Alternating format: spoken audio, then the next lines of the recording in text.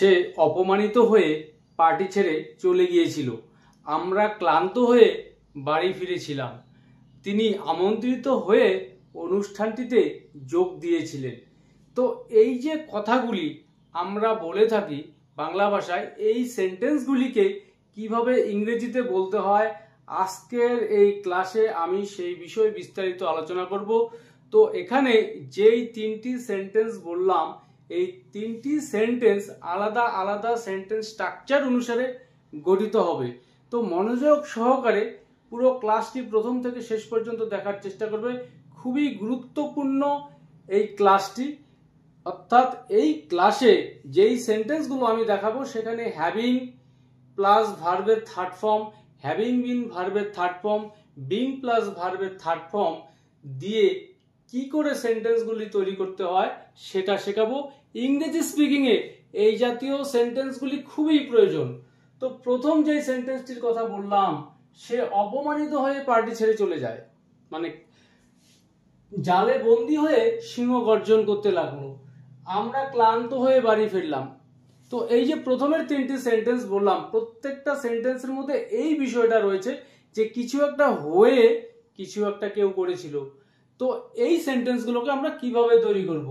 সে অপমানিত হয়ে পার্টি ছেড়ে চলে যায়। তো শুরুতে আমরা নিয়ে আসবো বিং, তারপর এখানে আমরা নিয়ে আসবো V3 অর্থাৎ ইনসাল্ট, অপমানিত হওয়া যে ভার্ব, থার্ড ফর্ম নিয়ে আসবো আমরা ইনসাল্টেড। বিং ইনসাল্টেড অর্থাৎ অপমানিত হয়ে সে পার্টি ছেড়ে চলে যায়। তো এই যে সেন্টেন্সের বাকি অংশটুকু পাস্ট টেন্সের নিয়ম অনুসারে আমরা গঠন করব। তো he or she left the party. Being insulted, he left the party. যখন কোনো কিছু একটা হয়ে তার তাৎক্ষণিক প্রতিক্রিয়া হিসেবে আরেকটা কিছু আমরা করি, এই রকম সিচুয়েশনে আমরা এই নিয়মটাকে ফলো করে সেন্টেন্সগুলো তৈরি করব।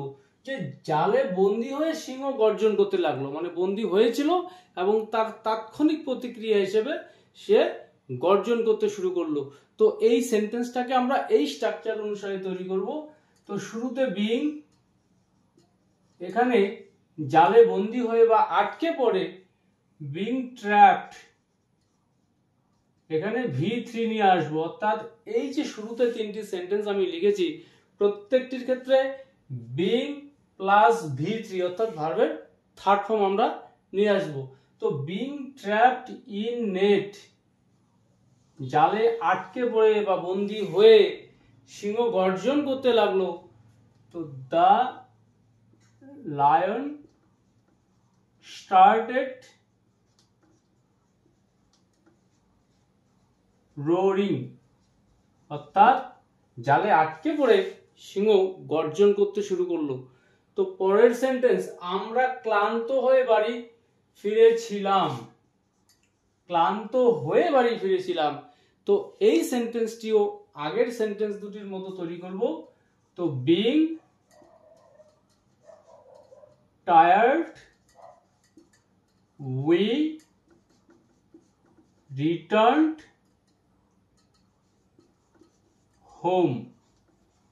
Being tired we returned home, ক্লান্ত হয়ে আমরা বাড়ি ফিরেছিলাম। পরের সেন্টেন্স, প্রত্যাখ্যাত হয়ে সে লজ্জিত হলো, মানে প্রত্যাখ্যাত, তাকে কেউ প্রত্যাখ্যান করে দিয়েছে। প্রত্যাখ্যাত হয়ে বা সরি এখানে সঠিক বাংলাটা হবে প্রত্যাখ্যিত হয়ে।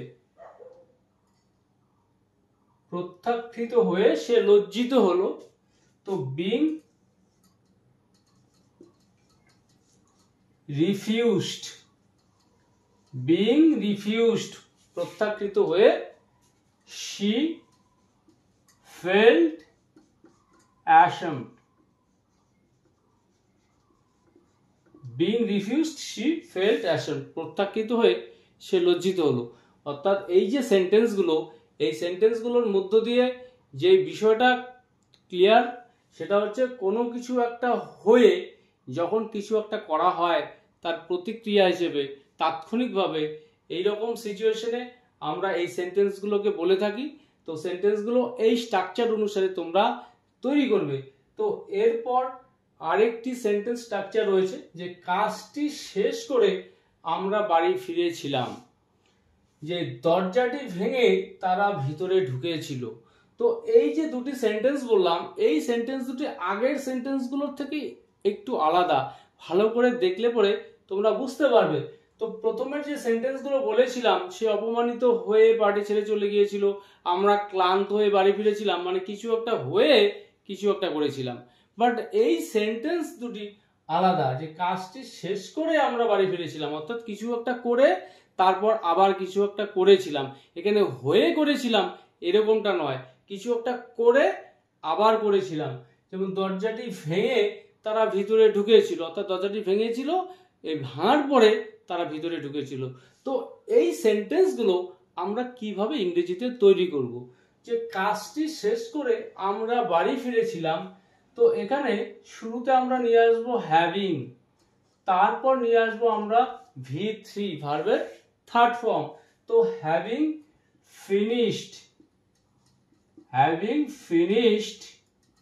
the work, having finished the work, কাজটি শেষ করে আমরা বাড়ি ফিরেছিলাম। তো we returned home। তাহলে এই যে আমরা ক্লান্ত হয়ে ফিরেছিলাম আর কাজটি শেষ করে বাড়ি ফিরেছিলাম, এই সেন্টেন্স দুটির মধ্যে যে পার্থক্য আশা করি তোমরা বুঝতে পারলে। তো পরের সেন্টেন্স, দরজাটি ভেঙে তারা ভিতরে ঢুকেছিল। তো এই স্ট্রাকচার অনুসারে having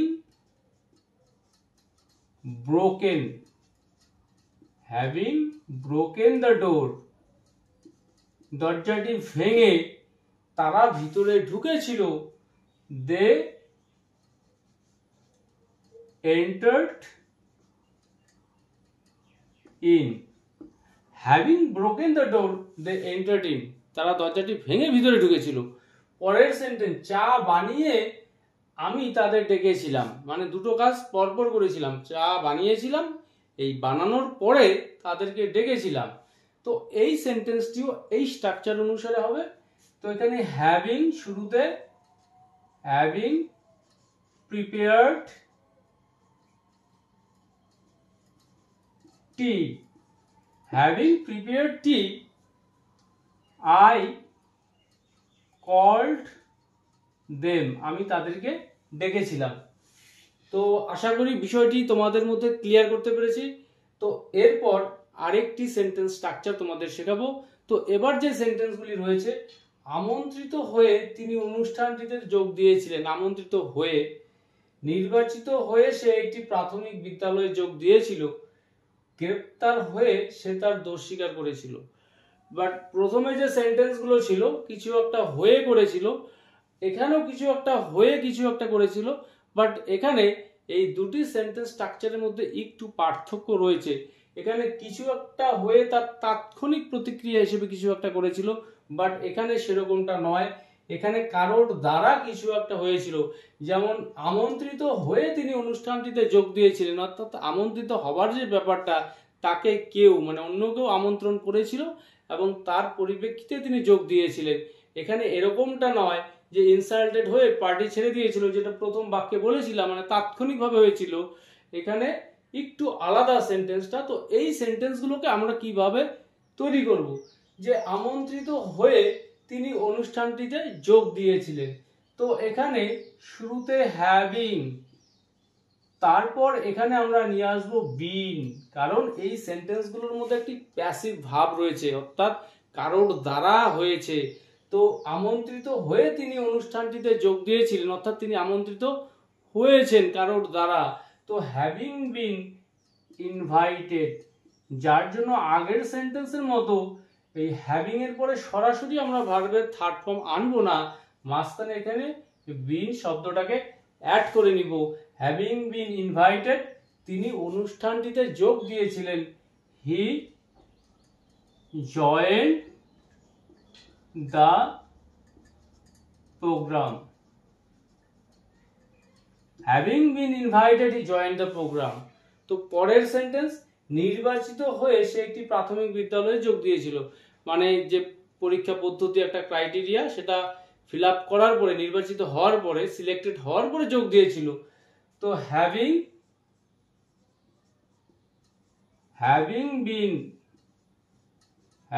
been selected, he joined in a primary school. Having been selected, he joined in a primary school, মানে নির্বাচিত হয়ে সে একটি প্রাইমারি স্কুলে যোগ দিয়েছিল। গ্রেপ্তার হয়ে সে তার দোষ স্বীকার করেছিল, গ্রেপ্তার হয়েছিল কারো দ্বারা, অর্থাৎ পুলিশের কাছে গ্রেপ্তার হয়েছিল, তারপরে গিয়ে সে দোষ স্বীকার করেছিল। তো এই সেন্টেন্সটাকে আমরা কিভাবে বলবো? হ্যাভিং